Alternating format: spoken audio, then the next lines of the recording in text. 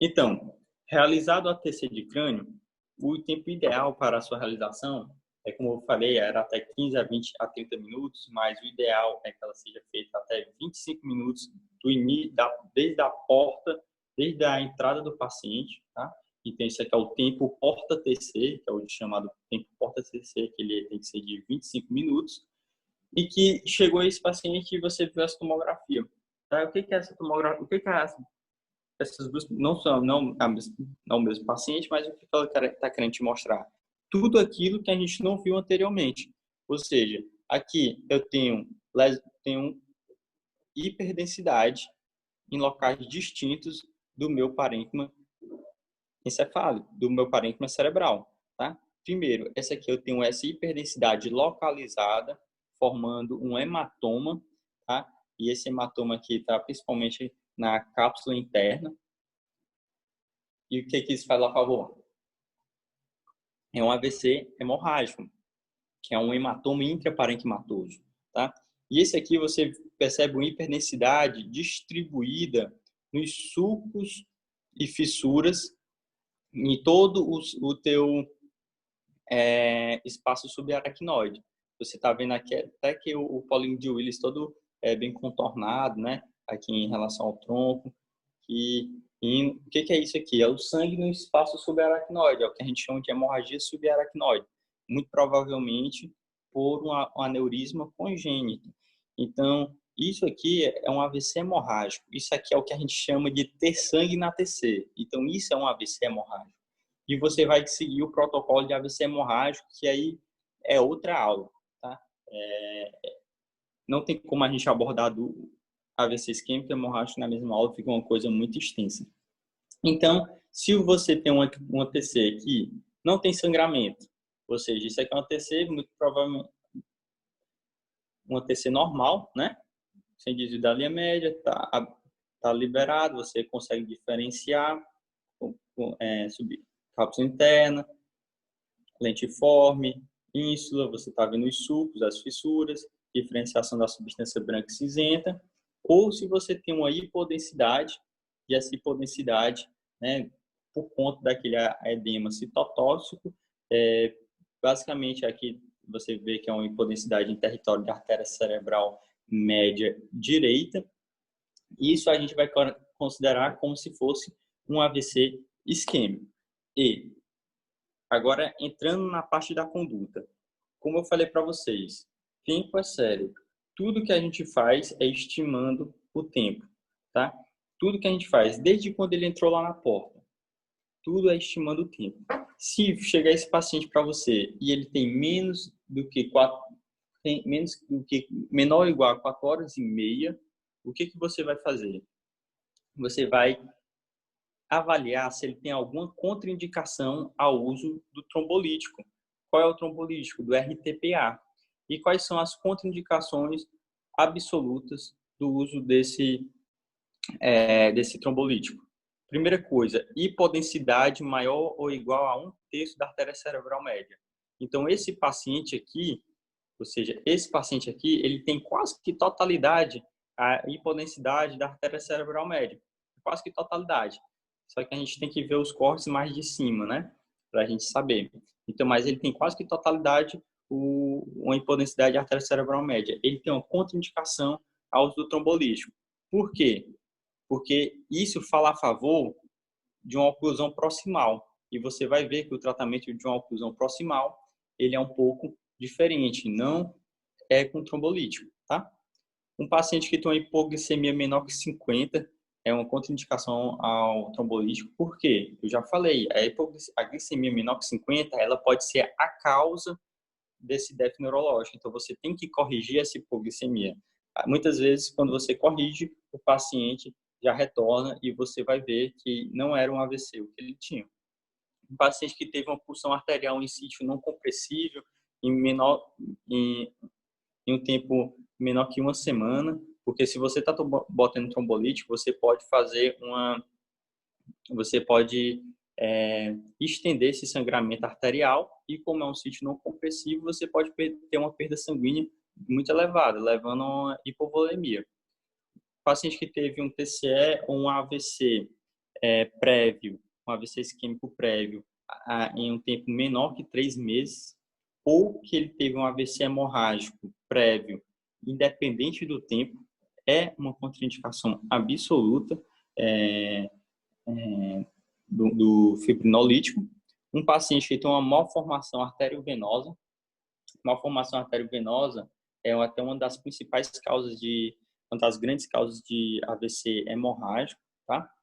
Paciente que tem um tumor intracraniano e que pode favorecer o sangramento, já que um tumor ele tem uma atividade celular angiogênica muito grande, então se você bota um trombolítico, ele pode sangrar e você vai era um paciente que tem um AVC isquêmico, um tumor e agora ele tem um AVC hemorrágico. Prognóstico Vitor, péssimo. Oi.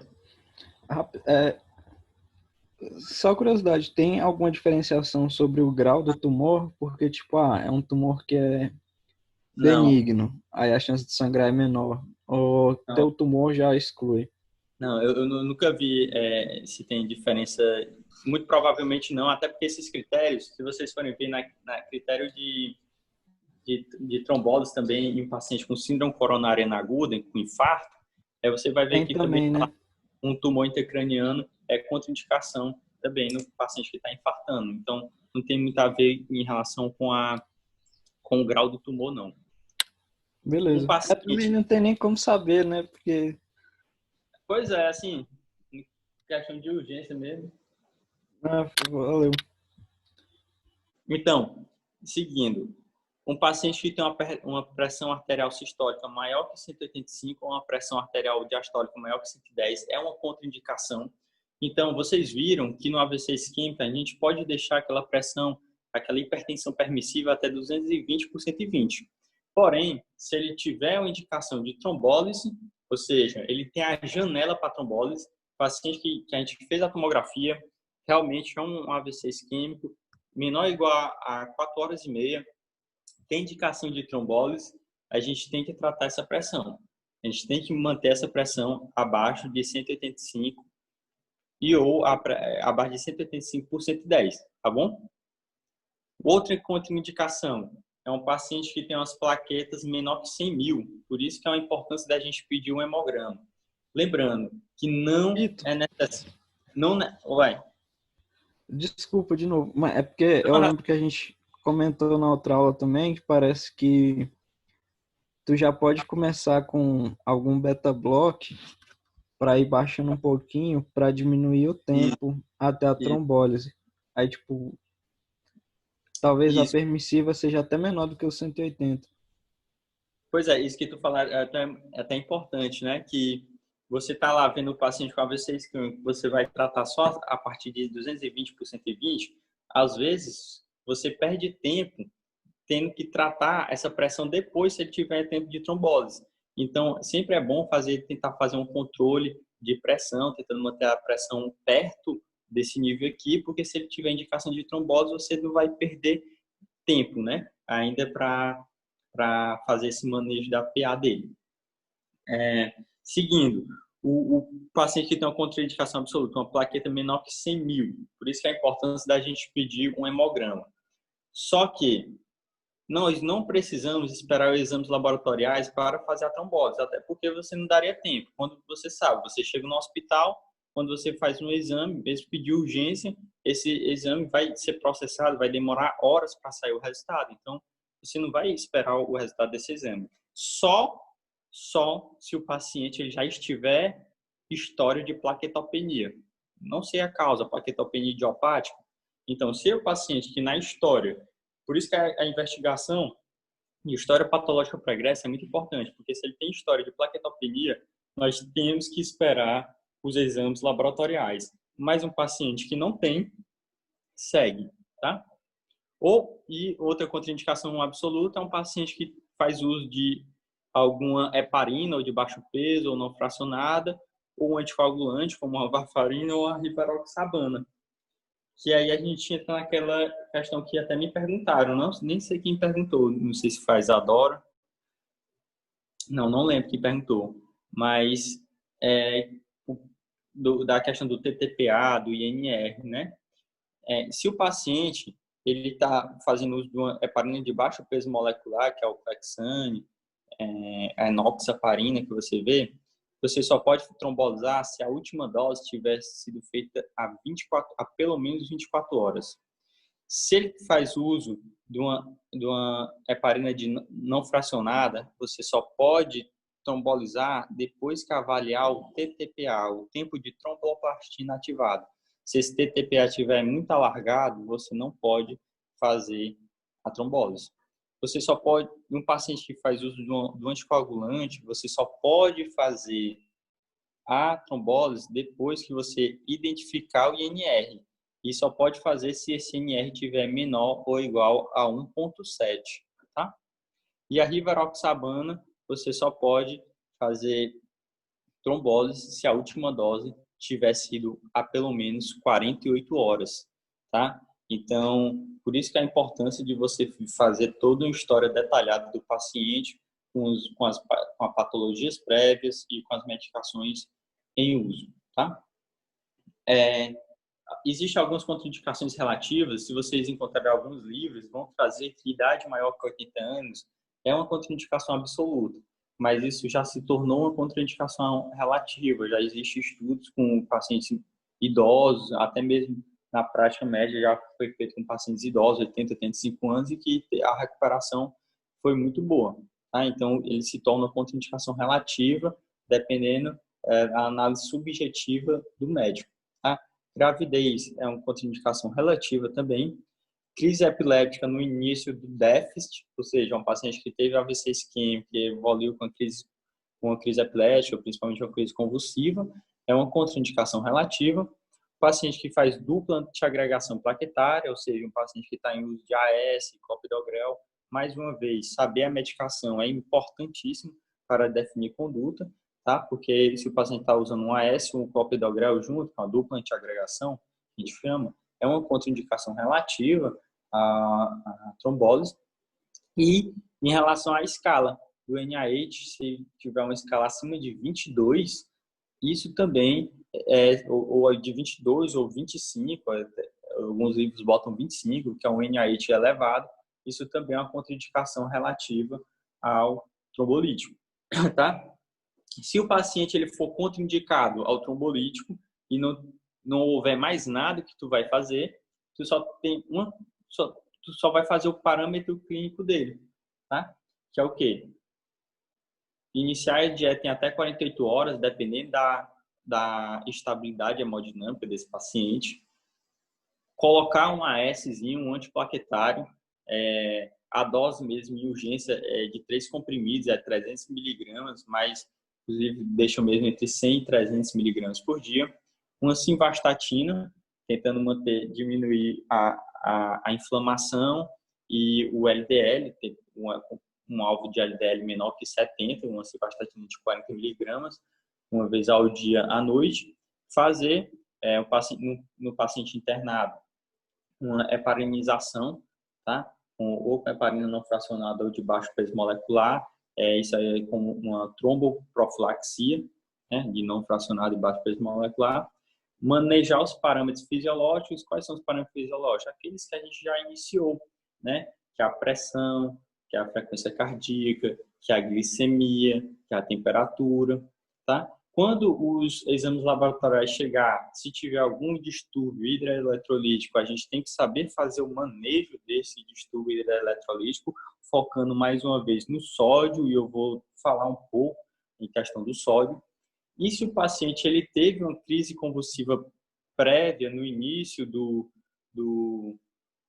AVC, a gente pode fazer um anticonvulsivante como profilaxia, tá?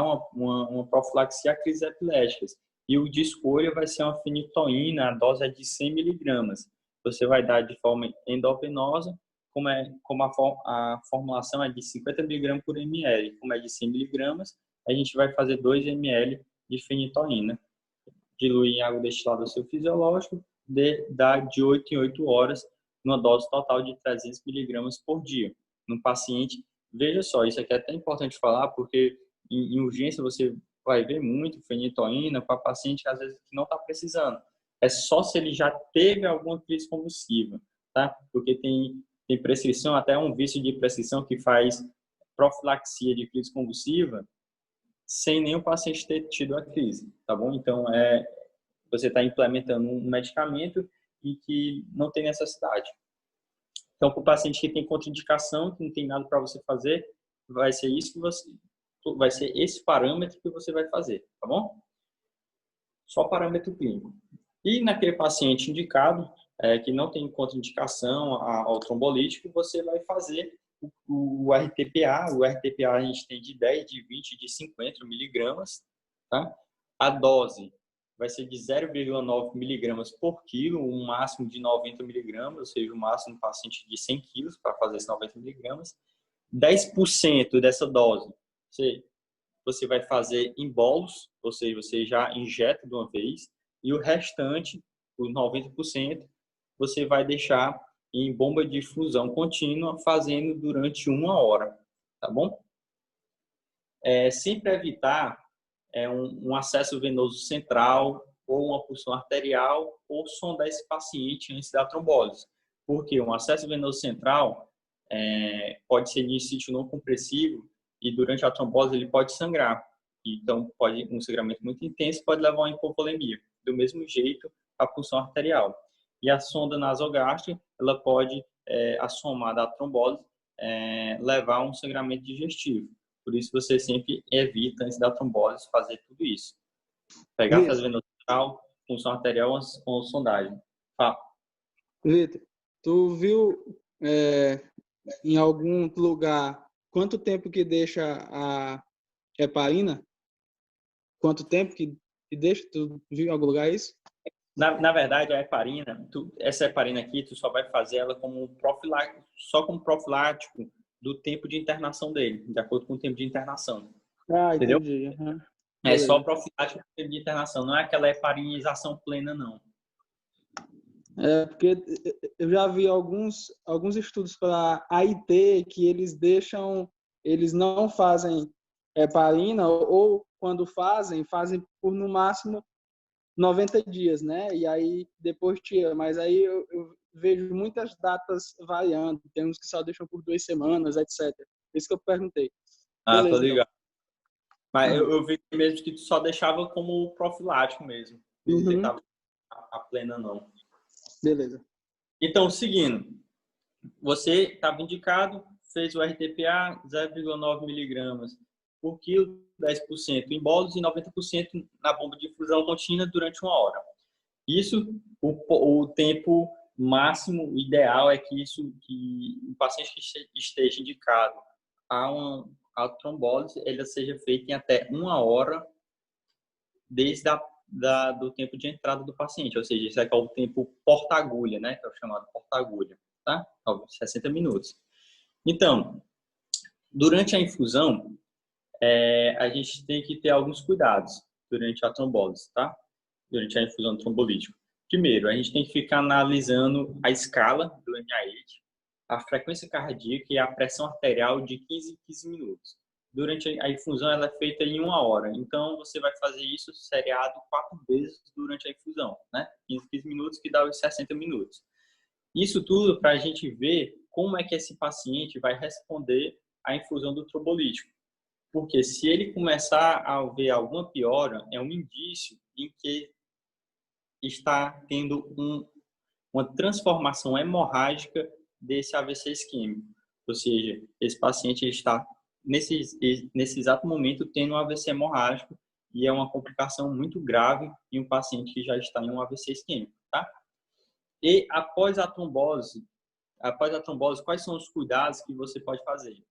É importante dizer que a transformação hemorrágica, na maioria das vezes, ela ocorre durante a trombose, mas ela pode ocorrer após essa trombose também.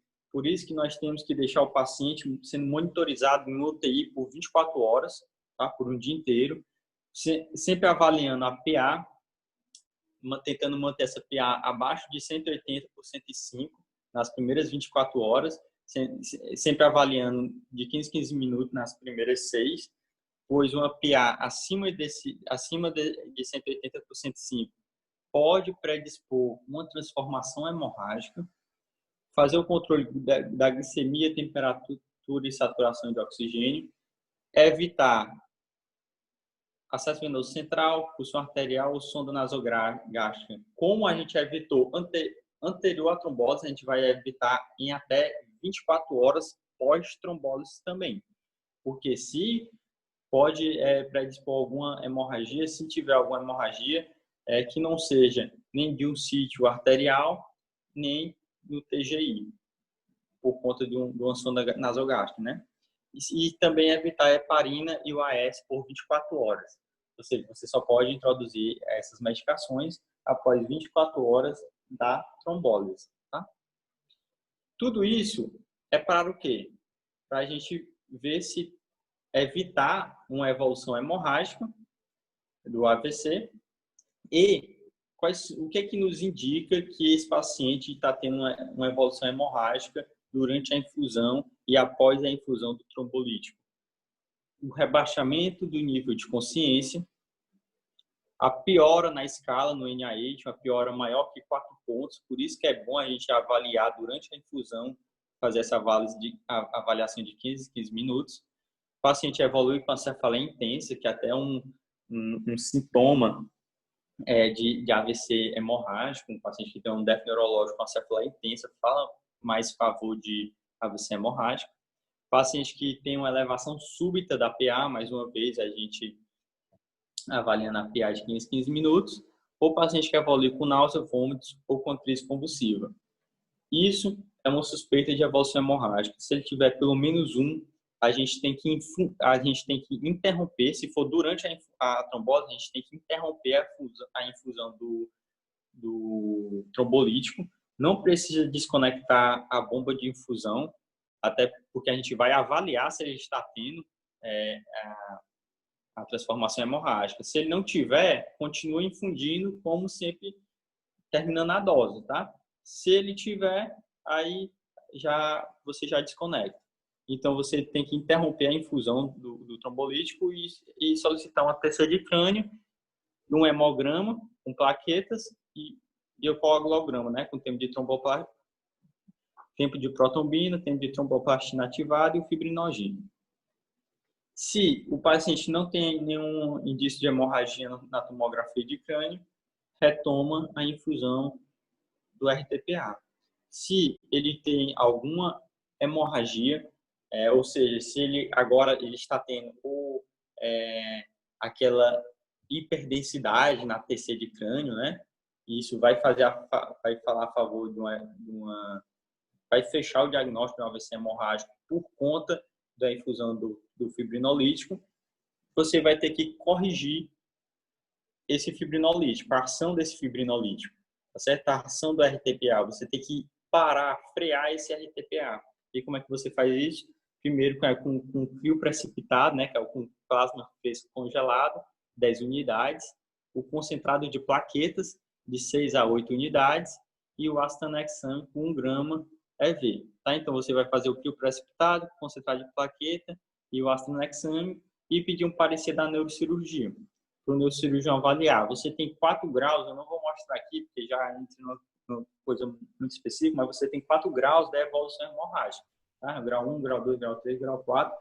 E muitas vezes pode ser necessário uma abordagem cirúrgica, que aí você já está agora tratando um AVC hemorrágico, né? Então, por isso que é muito importante pedir o parecer tanto da hematologia para avaliar os níveis hematimétricos, como da neurocirurgia para avaliar esse AVC hemorrágico, tá? Bom, basicamente essa conduta. Mas existe uma coisa que, naqueles pacientes que têm menos que 4 horas e meia, ou seja, que eles têm indicação para trombose, mas que eles possuem uma oclusão proximal de uma artéria cerebral, principalmente da artéria cerebral média, ele tem algum indício de obstrução proximal dessa artéria cerebral média, a gente vai mudar nossa conduta, tá? E a primeira coisa, o que é uma oclusão proximal? Só mostrar aqui para vocês, vocês estão vendo aqui a artéria cerebral, a artéria carótida interna, né? E ela dando aqui o seu ramo dando aqui a artéria cerebral média. A artéria cerebral média, ela tem basicamente 6 ramos. O primeiro ramo, que é esse que vai ao longo do lobo insular, que é ele que dá aquelas artérias lenticuladas, que são as artérias perfurantes, artérias lacunares, tá? Então, tem o M1, a gente vai chamar ele de M1, aqui, ó, que vocês estão vendo, M1, tá vendo? É o M1.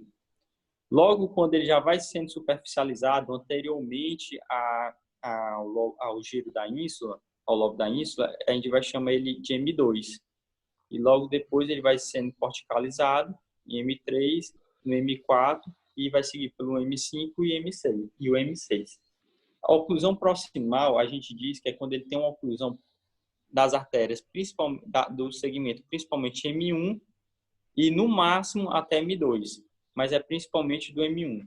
E existem sinais na tomografia de crânio que nos dá um indício de ser uma oclusão proximal. Quais são esses sinais? Eu já mostrei para vocês. A hiperdensidade da artéria cerebral média, que é um sinal hiperagudo, como o Matheus falou, né? Ou seja, você está vendo a cobrinha aqui, a artéria cerebral média esquerda. Então, isso aqui é do segmento M1. Você percebe que às vezes é até bem sutil o trombo, e que você está vendo aqui uma hiperdensidade mínima do segmento de M2. Você percebe que a gente está já chegando perto, na frente do lobo da ínsula, mas é que ainda é transição M1, M2, ou quando a gente tem uma hipodensidade muito grande na região da artéria cerebral média, maior que 1/3 da região da artéria cerebral média, que é justamente que serviu como uma contraindicação absoluta ao uso do trombolítico, né?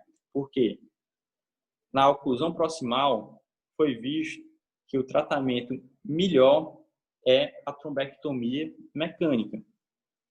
Existem critérios para se fazer essa trombectomia mecânica. O primeiro é que essa oclusão arterial seja uma oclusão proximal. Quase sempre, quando a gente observa a oclusão proximal, é de artéria cerebral média. Você vai ter esses sinais, esses indícios, né? O sinal da artéria cerebral média hiperdensa, ou quando você tem uma hipodensidade muito grande, maior que 1/3 do território arterial da cerebral média, mas você tem que avaliar com um exame angiográfico. E o principal é a angio-TC.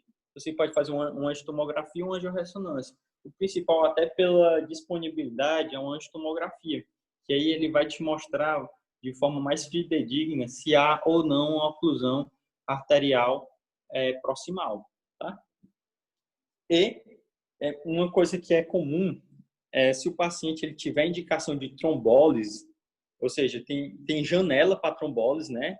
Menor de 4 horas e meia, e ele tem indicação para trombólise, você pode já ir trombolizando esse paciente enquanto aguarda a sala da hemodinâmica ser preparada para fazer a trombectomia, tá?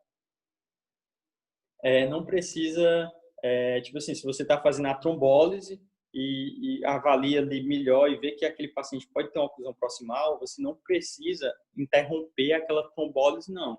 Você pode ir fazendo e pede para preparar a sala da hemodinâmica para aí ser feita a trombectomia mecânica. Isso aqui é importante porque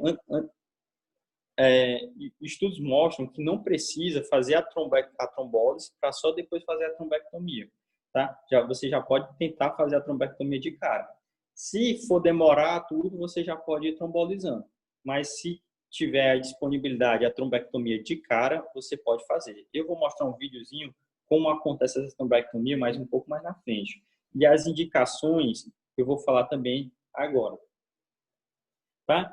E aquele paciente que tem mais do que 4 horas e meia, o que você vai fazer com esse paciente? Ele não tem mais janela para uso de do trombolítico, né, do RTPA, ele não tem mais aquela janela. O que você vai fazer? Se ele tem menos do que 6 horas, ou seja, entre 4 horas e meia e 6 horas, você pode avaliar se ele tem ou não uma oclusão proximal, porque a trombectomia ela pode ser utilizada em até 6 horas, tá? Então, se for um paciente maior ou igual a 18 anos, que tenha um indício de oclusão proximal, arterial proximal, ou seja, pela hipodensidade maior que um terço do território da artéria cerebral média, ou uma hiperdensidade da artéria cerebral média, né, o sinal hiperagudo. Se ele tem uma escala do NIH não muito baixa, ou seja, porque isso é um procedimento invasivo. Se você for fazer isso em um paciente que está clinicamente muito bem, ou seja, que esse AVC não trouxe muitas repercussões clínicas para esse paciente, você pode ter as complicações inerentes desse tratamento, que é a trombectomia, tá? Tem dissecção, tem várias complicações inerentes ao tratamento.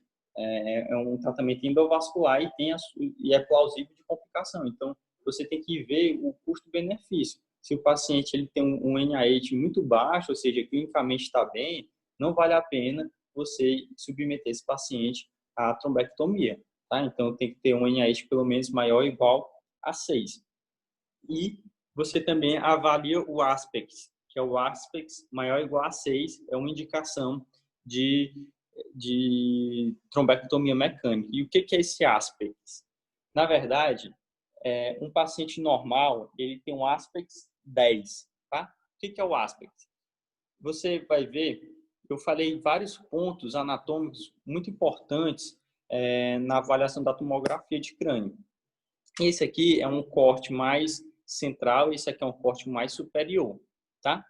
Então, qual é o ponto que é para você ver? É o caudado, a cápsula interna, o lentiforme, a ínsula e os territórios arteriais da cerebral média, de M1, M2, M3, M4, M5 e M6. Se a gente contar, ó, dá 1, 2, 3, 4, 5, 6, 7, 8. 1, 2, 3, 4, 5, 6, 7, 8, 9, 10. Dá 10, né? Tem 6, que é da cerebral média, e tem do caudado, cápsula interna, lentiforme ínsula. Então, tem 10. Um paciente normal, ele tem a pontuação 10. E o que a pontuação 10 quer te dizer? Que não existe hipodensidade em nenhuma dessas áreas. Em nenhuma dessas áreas existe hipodensidade. Se tiver hipodensidade em cada uma dessas áreas, você vai tirando um ponto, tá? Então, se eu tiver hipodensidade nessa região aqui, ó, M1, M2, o meu ASPEX é 8. Se for M1, M2, M3, o meu ASPEX é 7, tá? Se for aqui, ó, pegando caudado, cápsula interna e lentiforme, meu ASPEX é 7, tá? Só para mostrar para vocês. Então, é basicamente isso, vendo aqui na tomografia. Então, um paciente normal, ele é 10, e um paciente que tem hipodensidade em alguma dessas regiões, ele vai perdendo um ponto. E, para se fazer a trombectomia mecânica, é necessário pelo menos 6 na pontuação do ASPEX, tá? Então, é a indicação de trombectomia mecânica. Lembrando que tem que ter a oclusão proximal. Fala. Eu só fiquei em dúvida, tipo, se o aspecto dele tá alto, quer dizer que ele tá melhor clinicamente, não é? Assim, cara, é porque não tem... às vezes tem uma dissociação clínica radiológica, entendeu? Beleza. Porque, às vezes, assim, tu tem uma área de penumbra muito grande, mas que tu tem um core pequeno, entendeu? Até eu vou falar na frente. Então, Ainda tem isso também, né, do mismatch, né? Então, tem uma dissociação clínico-radiológica. Não necessariamente, às vezes, o mesmo paciente que tem uma tomografia semelhante, mas ele, às vezes, o fluxo sanguíneo cerebral dele, de uma e da outra, é totalmente distinto. E que a clínica, muitas vezes, é totalmente distinta. Então, um paciente cursa de uma forma muito mais grave e outro muito mais branda, entendeu? Então, você tem que avaliar, assim, separadamente, tá? Beleza. É que eu pensei que, assim, se o cara tem um aspecto tipo de 3, ele tá muito lascado radiologicamente, mas... Sim, eu entendi. Aí provavelmente esse seria mais indicado ainda para trombose, mas de boa. Eu entendi o que tu quis dizer. Então, Pessoal, eu vou mostrar aqui, tentar mostrar um videozinho para vocês. É do YouTube mesmo, depois quem quiser ver direitinho pode ver. Só falar um negócio. Na trombectomia mecânica, ele é um tratamento endovascular. O próprio nome já está falando, trombectomia mecânica, né? Então você vai tentar chegar lá nesse trombo e tentar encapsular esse trombo e sugar ele, tá? Para ter o retorno da circulação. Por que tem que ser uma oclusão proximal? Porque você não tem catéter que chegue em artérias que tem lúmen pequeno. Então tem que ser um lúmen grande para você ter um espaço para você poder trabalhar. Por isso que tem que ser a oclusão proximal, tá? Só mostrar aqui um vídeo para vocês como é que ocorre.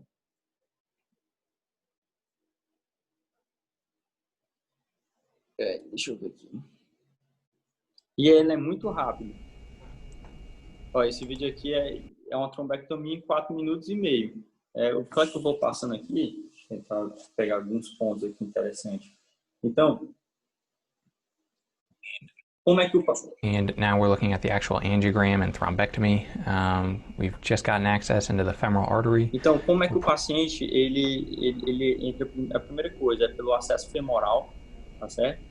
Pela artéria femoral, ele vai subindo, né? Ele pega a inguinal, a aorta, lá no arco da aorta, e dependendo da onde ele vai entrar na carótida comum, carótida interna, e a oclusão proximal, ou ela é do topo da carótida, ou é daquelas regiões proximais lá da artéria, principalmente da artéria cerebral média. E ele vai tentar chegar através de um catéter nessa região. Então, ele vai primeiro implantar o catéter e sempre fazendo o que a gente chama que é a arteriografia. O que é? Você joga um contraste em tempo real. Olha bem aqui para essa luzinha piscando aqui, ó, vermelho, verde. Ficou verde agora? Isso quando está vermelho, é porque ele está jogando raio. Quando está verde, é porque ele não está jogando raio. Então, você joga um contraste e fica fazendo meio que raio-x de forma ao vivo, entendeu? Você vai fazendo raio-x e And você so at vai this point in vendo time, we're setting a up for progressão do just contraste. run Para você or fazer todo o angiogram of delineamento the head da and neck, artéria que trying está to sendo identify acometida, exactly where the blockage da is. artéria carótida So the first interna, thing that we end up até doing onde is ela injecting para, e contrast quando through ela that main parar, é catheter ali o into the local carotid artery que on the você right-hand tem que side, entrar, and that lets us até visualize onde você where tem the que entrar. blockage is exactly. Então, ele está mostrando aí, ó. Você vê que o contraste ele parou bem ali. Ele passa pelo sifão carotídeo e ele para bem ali. Ou seja, aí a gente está tratando um paciente que tem uma oclusão de topo So now e we're carótida navigating the interna.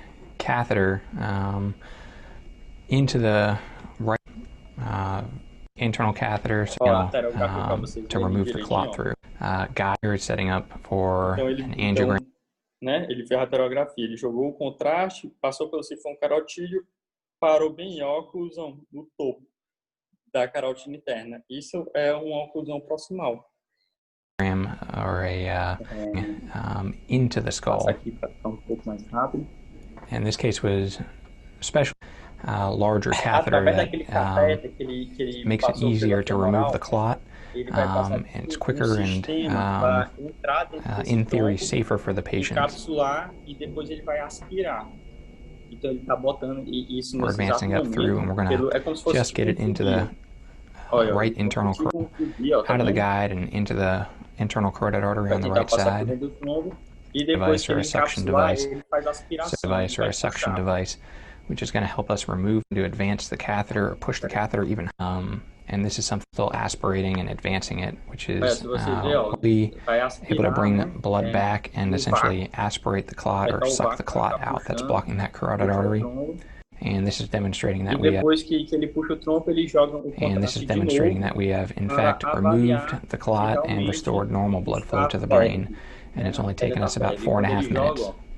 ó, aquela artéria carótida interna que estava ocluída no seu topo, tem agora todos os ramos dela aí sendo preenchidos pelo contraste. Então, isso é que é a trombectomia mecânica, tá? E é um tratamento invasivo. Vocês estão vendo minha tela? Eu voltei já para minha tela. Estão vendo? Sim. Pronto. Então, tudo isso você só pode fazer em até 6 horas, tá? Tudo que eu falei até ao momento foi estimado pelo tempo. Estimado pelo tempo. Mas existe atualmente o que a gente chama de neuroimagem avançada. E a neuroimagem avançada a gente pode utilizar tanto para pacientes com AVC isquêmico pós 4 horas e meia, tá? Como também para trombectomia mecânica pós 6 horas, tá? Então, a neuroimagem avançada, ela te dá um indício, na verdade, ela te mostra mais funcionalmente como é que o negócio está ocorrendo. E te mostra, tipo assim, porque um paciente que está tendo um AVC e ele tem mais de 4 horas e meia, por exemplo, no caso de um trombolítico, é visto que se você fizer esse trombolítico ou não fizer, não vai ter tanta repercussão, digamos assim, de morbidade para esse paciente. Não vai ter recuperação clínica. Você não vai salvar mais parênquima cerebral se fizer essa conduta. Por isso que é estimado pelo tempo. Mas você tem uma grande chance de erro. Tem pacientes que passam de 4 horas e meia, mas valia a pena você fazer o trombolítico. Se você fizesse trombolítico, esse paciente ia ter uma melhora clínica muito melhor, tá? Então, a neuroimagem avançada te permite observar isso. É muito importante, principalmente no wake-up stroke, que é naqueles pacientes que acabaram de acordar. Ora, se o wake-up stroke é um paciente que acabou de acordar, é muito provavelmente que ele... E a gente considera, no wake-up stroke, a gente considera o quê? Que o início do AVC se deu na última vez em que ele foi visto acordado. Então, é muito improvável de que isso se dê em menos de 4 horas e meia. Quase todos os wake-up stroke têm 6 horas, 7 horas, 8 horas, que é o tempo de sono. Entendeu? Então, um paciente que dormiu meia-noite, acordou 7 horas da manhã, levou a queda da cama porque está parético. E ele vai para o hospital do lado da sua casa. A médica vai considerar como se o delta do início do AVC, a porta de entrada dele no hospital é de 7 horas. E, em tese, ele não tem indicação de trombólise. Tá? E a neuroimagem avançada vem para mudar isso. Primeira coisa é a difusão, tá? Que é aquilo que eu mostrei para vocês, que é a ressonância de difusão. Os serviços, a maioria dos serviços de urgência não tem ressonância, tá? Por isso que você tem que ter uma unidade de AVC bem paramentada para isso ser implementado. E agora eu estou falando, mas não mais voltado para aquele médico clínico lá do pronto-socorro, tá? De porta aberta, porque muito provavelmente isso não vai ter e precisa de uma equipe muito bem treinada para isso. Mas já é visto que pela ressonância nuclear magnética de difusão, que eu disse que para vocês que começa o hipersinal, que ele capta o edema, né, o aumento da difusão do átomo de hidrogênio dentro do neurônio, por isso que vai ter um hipersinal. Isso é de forma mais precoce. Como assim? Você vai ter 30 minutos, em cerca de 30 minutos já ocorre um hipersinal. Então, se naquele paciente com wake-up stroke, ele entra, está com 7 horas, né? Ele dormiu meia-noite, acordou 7 horas da manhã, e 7 horas da manhã foi para o hospital. Está com 7 horas o delta, mas se você fizer uma difusão e não tiver alteração nenhuma, indica que o quê? Que aquele AVC daquele paciente tem menos de 30 minutos, entendeu? Então, vale e muito fazer a trombólise nesse paciente. Outra questão é que, e se tiver alterado, ou seja, se já tiver um hipersinal aqui, aí você faz o quê? Tem um cálculo que você tem isso aqui tem um grau, que é o grau que é o grau do sinal, né? O grau de intensidade, digamos assim. É o grau de intensidade dessa lesão. Você compara o grau de intensidade daqui com o diametralmente oposto. Ou seja, você compara esse e compara com esse. E você faz uma fração. Você pega esse grau desse e divide pelo grau do lado oposto, que é o lado normal. Se essa razão for menor que 1,15, também tem indicação de trombólise, tá? Se for maior que 1,15, aí não tem mais indicação de trombólise. Vocês pegaram? Então, paciente com ECAP stroke, está com 7 horas, faz a difusão. Se tiver normal, é um indício de que esse AVC ocorreu em menos de 30 minutos. Então, faz trombólise. Se já tiver a lesão, a gente não tem como saber quando foi o horário que começou de fato, mas você tem esse mecanismo que é fazer uma fração entre o índice de intensidade daqui contra o índice de intensidade do lado oposto. Se der menor que 1,15, você tem indicação de trombose. A outra questão é a difusão-perfusão. A difusão é o que vocês já sabem. A difusão, ela avalia aquela área primeira que está sendo isquemiada, ou seja, aquela área que a gente chama de core isquêmico, que é aquela área que realmente está tendo uma diminuição grande do fluxo sanguíneo cerebral. Por isso que foi ela a primeira que começou a ter um influxo de água. Tá? E você faz a comparação entre a difusão e a perfusão. Perfusão é uma ressonância nuclear magnética com contraste e que o contraste, e que ele vai medir a perfusão do contraste. Sendo assim, ele vai fazer uma medição do fluxo sanguíneo cerebral. Ou seja, essa ressonância nuclear magnética de perfusão, ela identificou o quê? Que toda essa área azul, ela está com uma diminuição do fluxo sanguíneo cerebral. Então, toda essa área azul está com a diminuição do fluxo sanguíneo cerebral. Quando tu junta a perfusão com a difusão do mesmo paciente, aí tu olha para a difusão. A difusão vai te mostrar aquilo que está sendo de fato lesado, aquilo que está sendo de fato isquemiado. Ou seja, é o mesmo paciente que tem tudo isso aqui de área que está mal perfundida, mas só tem esse vermelhinho que está sendo isquemiado. Então, você faz uma subtração da perfusão com a difusão, obtendo essa imagem. Então, independente do tempo, digamos assim, independente do tempo do paciente, se ele fizer uma difusão e uma perfusão e você vê que você pode recuperar toda essa área, ou seja, se você fizer trombose nesse paciente, você vai recuperar toda essa área, você não vai indicar trombose para esse paciente só por causa de tempo? Não. Independente do tempo, você tem indicação de trombose nesse paciente utilizando o que a gente chama de incompatibilidade, né? Que é o mismatch, porque você pega a perfusão, subtrai da difusão e você vê aquela área de penumbra que pode ser salva. Então, você diminui muito a morbidade desse paciente. Aqui tem outro exemplo, né? Em que difusão a gente tem o core, que está sendo isquemiado, e pela perfusão a gente vê aqui, ó, que está toda essa área aqui está sendo mal perfundida. Só que se você faz a subtração, você vê que você já basicamente, você já perdeu esse amarelo, mas você pode ganhar esse azul. Você vai fazer ou não vai fazer trombose? Não, eu vou fazer trombose, entendeu?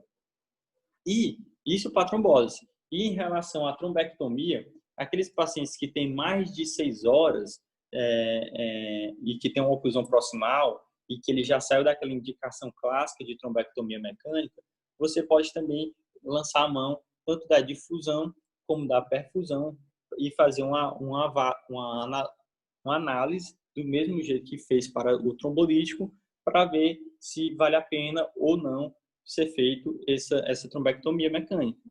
Sendo que hoje em dia a janela para trombectomia mecânica já é estendida até 24 horas, graças à neuroimagem avançada. Vocês entenderam isso? Pronto. Isso é até um pouco difícil você encontrar em livro, tentar explicar de forma mais didática. Geralmente eles só jogam assim, não trazem muitas imagens. Aí fica realmente um pouco confuso. Então, é basicamente isso. Naqueles pacientes e qual vai ser a conduta após tudo isso que eu estou falando? Ou seja, dos pacientes após 24 horas do início do déficit. E após 24 horas do início do déficit, que eu falei, não tem nenhuma conduta específica, é só manejo clínico. Ou paciente que tem contraindicação de trombólise e que não tem indicação de trombectomia mecânica. Ou aqueles pacientes que têm acima de 4, perderam a janela de trombólise, ou que era um wake-up stroke, que passou de 4 horas e meia, que não tem neuroimagem avançada, que é quase que a totalidade aqui no Brasil, né? Poucos serviços têm. Ou aquele paciente que fez a trombólise, mas já está 24 horas pós-trombólise, e aquele paciente pós-trombectomia mecânica. O que você vai fazer com esses pacientes? Eu estou fazendo o segmento, tá? Então, você vai fazer aquilo que a gente vinha fazendo, manejando os parâmetros clínicos, os parâmetros fisiológicos, PA, frequência cardíaca, glicemia, temperatura, manter o AS. Como já está 24 horas de trombose, tem indicação do AS, a simvastatina, a heparinização profilática, a fenitoína, manter se ele tiver uma crise convulsiva prévia, e tratar os distúrbios hidroeletrolíticos, principalmente o do sódio, tá? Que é muito importante aqui no paciente com AVC. E é nisso que eu vou falar agora para vocês. A gente já está entrando nos finalmente, teve um atraso lá do probleminha lá no Google Meet, que o meu iPad estava com problema, mas falando bem rapidamente aqui do distúrbio do sódio no paciente neurocrítico. Primeira coisa, qual o valor de referência do sódio? É 135 por 145. O sódio, ele é o principal íon do meio intravascular. Sendo que se ele tá no meio intravascular, ele tem um poder osmótico muito grande. Tanto que a gente tem a fórmula da osmolaridade sérica, né? Que é 2 vezes o sódio, mais a glicose dividido por 18, mais a ureia dividido por 6. Então, você vê, 2 vezes o sódio. Ele tem um poder osmótico muito grande. Sendo que a osmolaridade normal é de 280 a 295. Se você tem uma hiponatremia, ou seja, um sódio menor que 135, principalmente uma hiponatremia abaixo de 120 miliequivalente por litro, o que vai acontecer? Você vai ter uma diminuição dessa osmolaridade. Quando eu diminuo a minha pressão osmolar, o que acontece? Eu não consigo puxar o líquido. Então, você vai predispor a formação de edemas. E essa formação de edema, um dos locais principais vai ser o cérebro. Então, você vai predispor um edema cerebral. Tá? Aí você olha, num paciente com AVC isquêmico, ele já estava tendo um edema citotóxico, que depois passou para ser vasogênico. Se eu tiver uma hiponatremia, eu favoreço ainda mais a formação desse edema. Ou seja, eu posso evoluir com hipertensão intracraniana. Então, você tem que tratar essa hiponatremia, tem que ficar de olho no sódio. E só passando aqui um pouco sobre a fisiopatologia dessa hiponatremia no paciente neurocrítico, por que isso acontece no paciente que tem um AVC isquêmico, a primeira coisa, ou é por uma secreção inapropriada da vasopressina, que é o hormônio antidiurético, entendeu?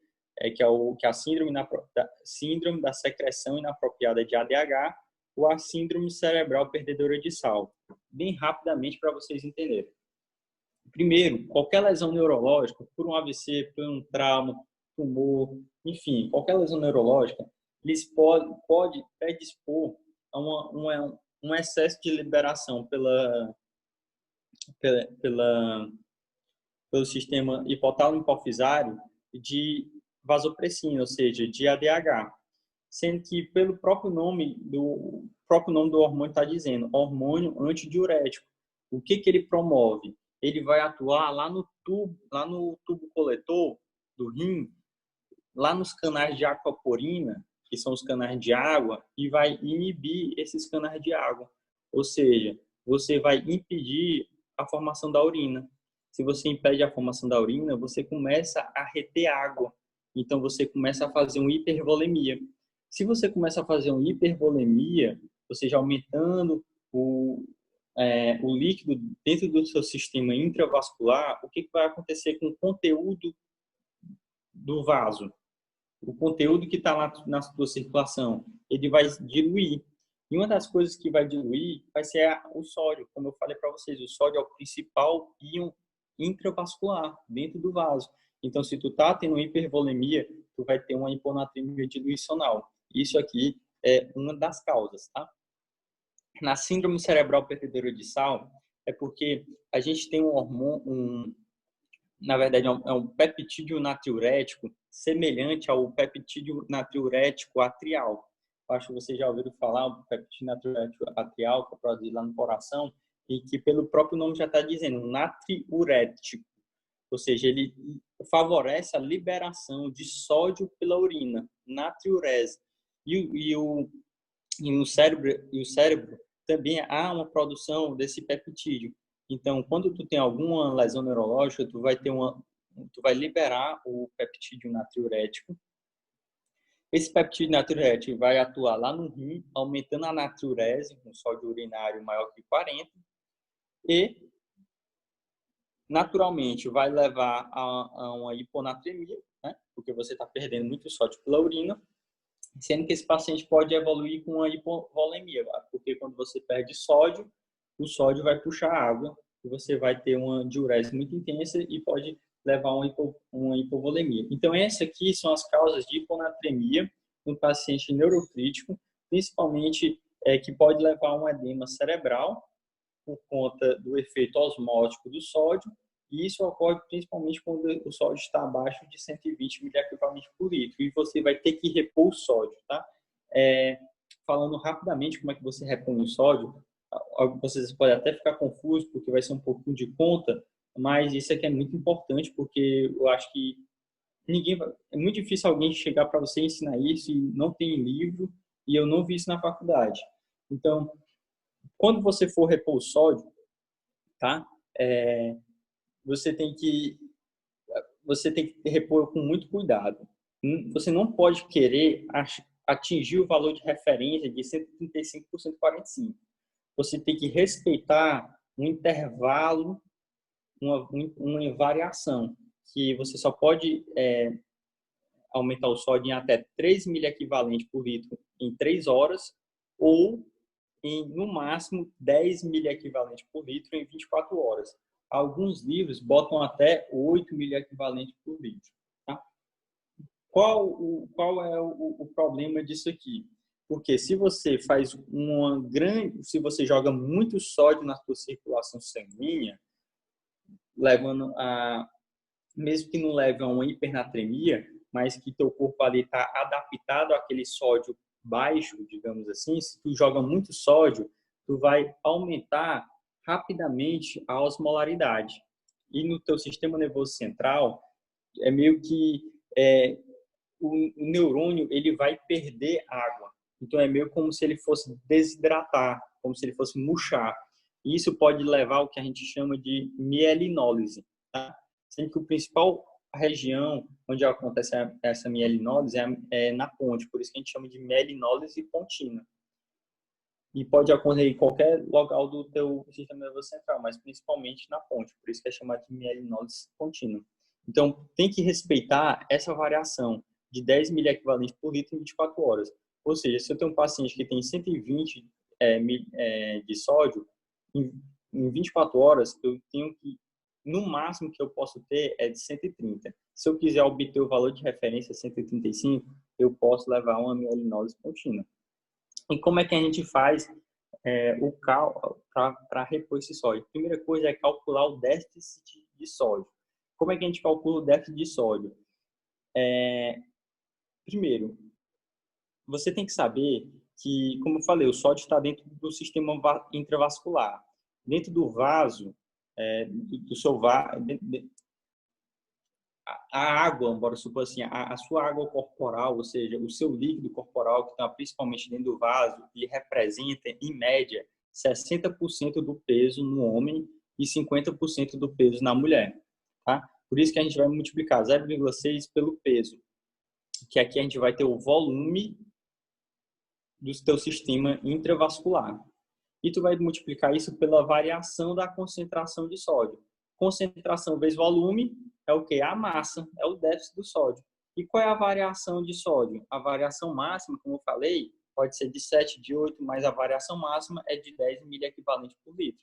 Ou seja, você vai pegar o 0,6, se for homem, vezes o peso do paciente, vezes a variação de sódio, que é uma variação máxima de 10 miliequivalentes por litro.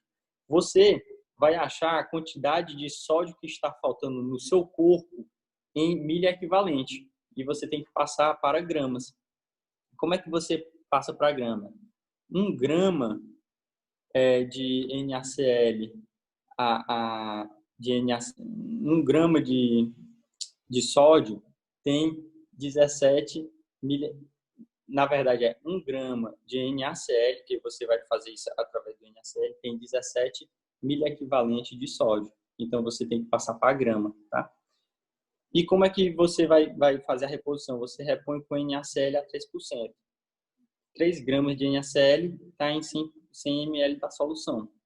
Então, o que eu falei? O que eu consegui? Eu peguei o volume, multipliquei pela concentração, pela variação da concentração, que pode até ser o máximo de 10, achei a massa em mEq, eu passei essa massa em mEq de sódio para gramas em NaCl, e eu passei, e eu sei que em 3 gramas de NaCl, que de NaCl, em NaCl 3%, eu tenho 3 gramas de NaCl em 100 ml de solução. Só dando um exemplo, vai ficar mais simples. Repor sódio com NaCl 3%, por exemplo, o paciente, sexo masculino, 50 anos, 60 kg e está com sódio de 110 em 24 horas. O que tu vai querer? Déficit é 0,6 vezes 60, que é o peso, que é o volume intravascular, vezes a variação máxima, né? Então, isso aqui vai dar o quê? 360 mEq. Agora eu quero passar esse mEq para gramas de NaCl. 1 grama de NaCl a 3%. 1 grama de NaCl tem 17 mEq. X grama de NaCl tem 360 mEq de sódio. Então, X é 21 gramas de NaCl. Se a minha concentração é de 3%, ou seja, 3 gramas tem 100 ml, 21 gramas tem XmL. X é 700 ml de NaCl a 3%. Isso é o volume desse NaCl que tu vai ter que repor para corrigir essa hiponatremia desse paciente aqui, visando um sódio de 120, porque é a variação máxima, tá? E a prescrição fica assim, ó, NaCl 3%, 700 ml em 24 horas. Aí você pega o volume, divide pelo tempo, e você acha que a vazão, que é de 29 ml por hora, tá? Vocês entenderam? É um ponto complexo, eu até posso passar o slide para vocês, eu acho que o Matheus disse que ia gravar, vocês depois podem ver. E aqui, no paciente que tem do mesmo jeito que é um paciente que tem hiponatremia, o paciente pode ter uma hipernatremia. Como eu falei para vocês, a hipernatremia aumenta as molaridades, que aumenta a desidratação neuronal. E a principal causa de hipernatremia no paciente neurocrítico é a diabetes insípida central, ou seja, diabetes insípida central. O diabetes, o que o nome já está te dizendo? Uma hiperglicemia. E como é que isso ocorre? É porque eu tenho, ao contrário da secreção inapropriada de ADH, agora eu tenho uma diminuição na liberação do hormônio antidiurético. Se eu tenho uma diminuição da liberação do ADH, o que ele vai ter? Ele vai atuar lá no canal de aquaporina e vai no tubo coletor renal e vai começar a perder água, ou seja, ele vai ter uma poliúria, uma urina. Só que essa urina, ela é a base de água, é totalmente uma urina não concentrada. Todos os solutos, eles ficaram concentrados, tá certo? A urina, ela ficou diluída, só que essa urina, como eu falei, ela é só a base de água, não tem eletrólito. Então, o eletrólito que estava dentro da circulação, ele começou a ficar concentrado. E você vai ter uma hipernatremia por uma concentração, por perda de água para o meio externo através de uma urina diluída. Do mesmo jeito que você tem a hipernatremia, você tem a concentração da glicose, por isso que você tem uma hiperglicemia e por isso que é chamado de diabetes insípidos, tá? Totalmente diferente de diabetes mellitus, né, que a gente conhece. Então, do mesmo jeito, a gente tem que calcular o déficit de água, porque eu falei, o problema está na água. A água que saiu muito e que levou a uma hipernatremia por concentração. E que essa hipernatremia pode levar a uma desidratação.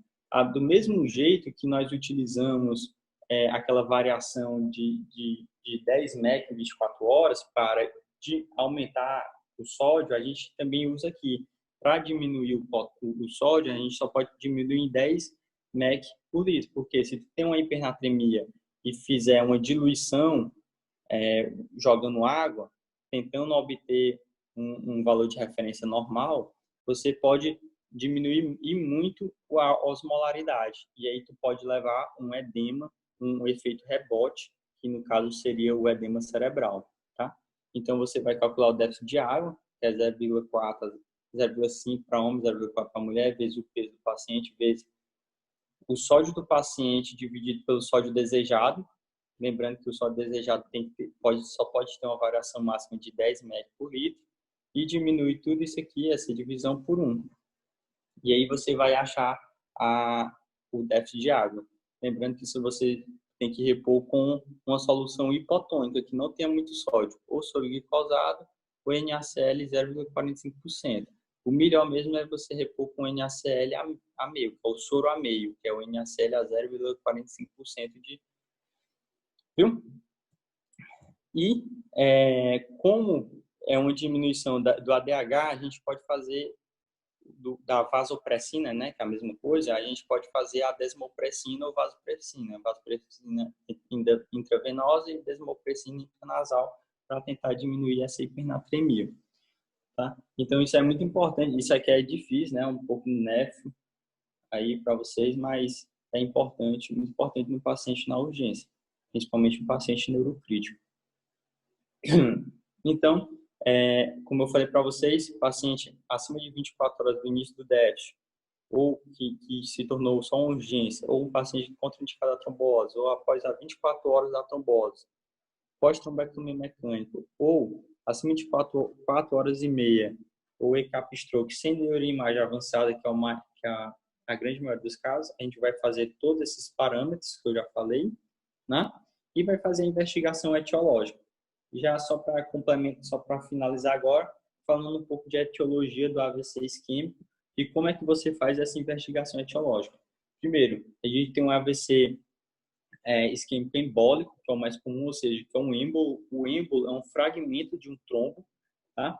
Na verdade, não só de um trombo, né? Mas a gente tem várias formas de êmbolos, partículas que estão lá no sangue e que podem ter um potencial poder de impactar o vaso, mas aqui o êmbolo é um fragmento do trombo e que a gente tem o cardioembólico e a embolia artério-arterial. O cardioembólico ele é o mais comum, como eu falei para vocês, é o paciente que tem uma fibrilação atrial.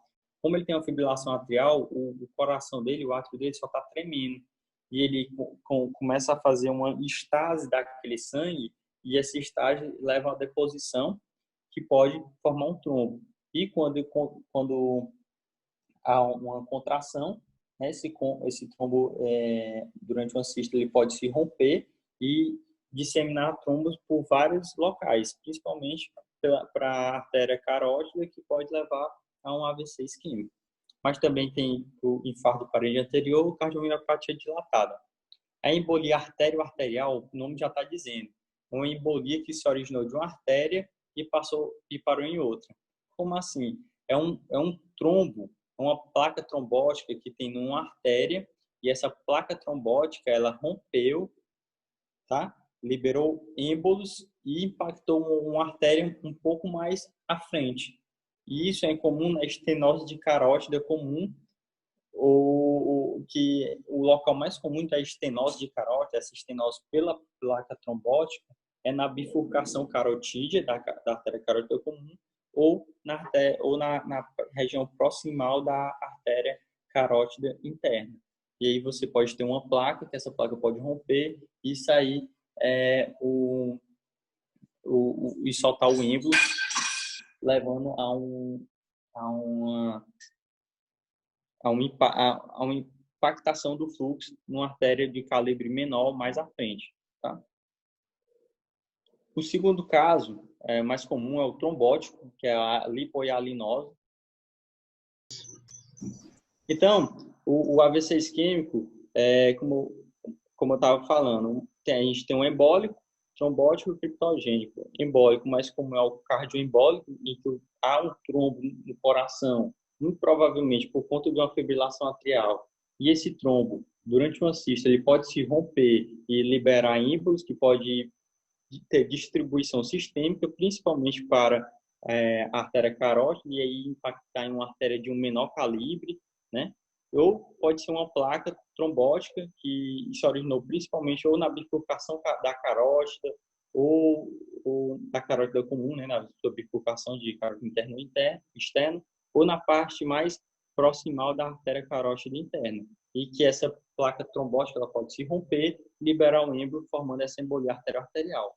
Trombótico é o semelhante ao que ocorre no infarto, é o trombo se formando diretamente num vaso, tá? Em que a gente tem um lacunar, que são daquelas artérias lacunares, que são de menor calibre, por isso que tem mais predisposta à formação de um trombo, porque um pequeno trombo já pode ocluir esses vasos, tálamo, cápsula interna, gânglio da base, ou em uma artéria de médio calibre, a exemplo da artéria basilar, é um pouco menos comum, mas ela é muito temida porque a artéria basilar ela faz toda a irrigação do tronco encefálico, responsável por toda a tua atividade neurovegetativa.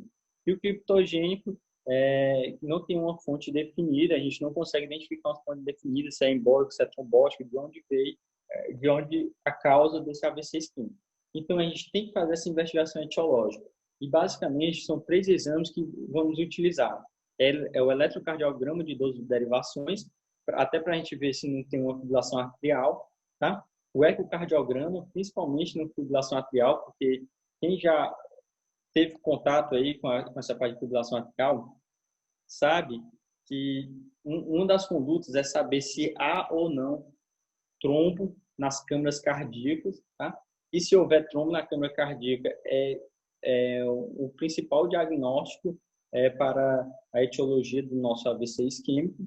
E o outro é o Doppler de carótida, para a gente ver, avaliar essa embolia arterial. Se não foi um estenose da carótida comum, numa bifurcação da carótida, ou se foi uma estenose lá da artéria carótida interna, em que essa placa ela se rompeu e liberou esse êmbolo. Por isso que é importantíssimo a gente fazer o Doppler de carótida. Então, são basicamente esses 3 exames. Isso aqui tem muita questão de prova, residência, prova, enfim, prova de ligas, né? Da LAN, da Neuroliga, da LEN, da LAEN. Também o pessoal gosta de cobrar muito isso aqui de investigação etiológica do AVC isquêmico.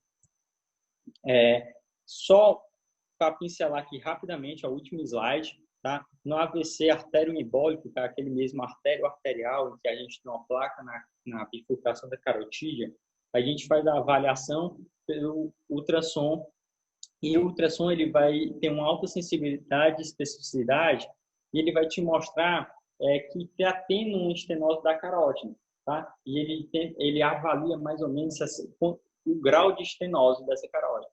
Se você tem um grau entre 70% e 99% de estenose, você tem que avaliar direitinho com o exame mais fidedigno, ou angiotomografia, ou angiorressonância, ou até mesmo uma arteriografia, como a gente está vendo aqui, ó, uma angiorressonância, em que você vê essa estenose da artéria carótida interna, né? Na verdade, bem na bifurcação de artéria carótida interna e externa, mas está mais para o lado da interna. E aqui na angiografia, em que você percebe toda essa estenose aqui, ó, porque o contraste está passando, olha o calibre do vaso, é isso aqui, e logo ele se torna bem pequenininho, então, e logo depois ele se torna bem grandão. Então, isso aqui é uma placa trombótica na artéria carótida interna. Só a título de curiosidade, de prática, vocês sabem como é que diferencia se isso aqui é carótida externa, ou se é interna, ou se é externa ou interna? Você sempre olha para o ramo. Eu sempre olho porque a carótida externa ela dá um ramo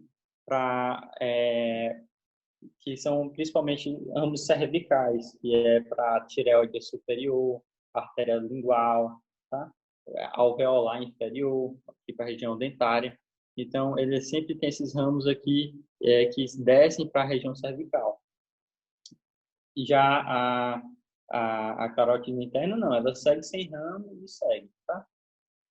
Você percebe aqui, ó, o ramo e você percebe o ramozinho dessa aqui, ó, vários ramozinhos. Esse aqui é a carótida externa e essa aqui é a carótida interna. E ambas com estenose. Então, você vai avaliar essa estenose, o grau de estenose, a quantificar a porcentagem. E se você tiver uma estenose maior ou igual a 70%, ou se tiver indício de que essa placa trombótica ela já está ulcerada, você pode fazer o tratamento dela em estenose abaixo de 70%, entre 50% e 60% você já pode tratar essa placa. E você trata através da endarterectomia ou angioplastia. A técnica vai depender do cirurgião, tá? Só falar para vocês, a endarterectomia é a abordagem direta cervical da artéria carótida comum, bem na sua bifurcação, tá? Em que você vai clampear e você vai abrir de fato a artéria carótida interna, e quando você abre, você consegue tirar a placa, já que o calibre da artéria é grande, você consegue abrir ela direitinho e tirar toda aquela placa trombótica. A angioplastia é endovascular, você vai fazer que nem você faz num infarto, por exemplo, você vai botar a colocação de um stent. Qual é o melhor? Não existe assim qual é o melhor. Depende da técnica, da habilidade do cirurgião. Se ele prefere endarterectomia, é endarterectomia. Se prefere angioplastia, é angioplastia. Só falando aqui para vocês, para fazer uma endarterectomia, você tem que ter uma anatomia favorável. Como assim? Se você tiver uma bifurcação carotídea, como eu falei, o acesso é cervical. Só que se você tiver uma bifurcação carotídea muito alta, perto aqui já entrando, o acesso cirúrgico é muito ruim. Então, a angioplastia seria melhor. No paciente idoso, uma angioplastia também não é interessante, porque ela tem mais riscos de sair de microtrombos durante a colocação do stent. Então, ela também não é muito interessante para o idoso, porque pode levar esses microtrombos pode levar a quase demenciais, demência vascular, tá? E no AVC cardioembólico por FA, você vai seguir o protocolo de fibrilação atrial, que aí já é uma área cardiológica que todo clínico tem que saber, né, de pronto-socorro, mas que não tem como a gente abordar aqui. Mas o principal o que o paciente que você vai dar alta, ele precisa levar para casa? De AVC isquêmico, claro. Todos os pacientes precisam de um ácido acetilsalicílico, 100 mg. É um comprimido, 100 mg, tá? Um comprimido, uma vez por dia após o almoço, para o resto da vida, ad eterno. Uma simvastatina de 20 ou de 40 mg. Um comprimido, né? A gente tem tanto comprimido de 20 como de 40, uma vez ao dia por noite, tentando fazer o alvo de LDL menor que 70 mg por decilitro, porque esse paciente ele já passa a ter um risco alto à doença cardiovascular.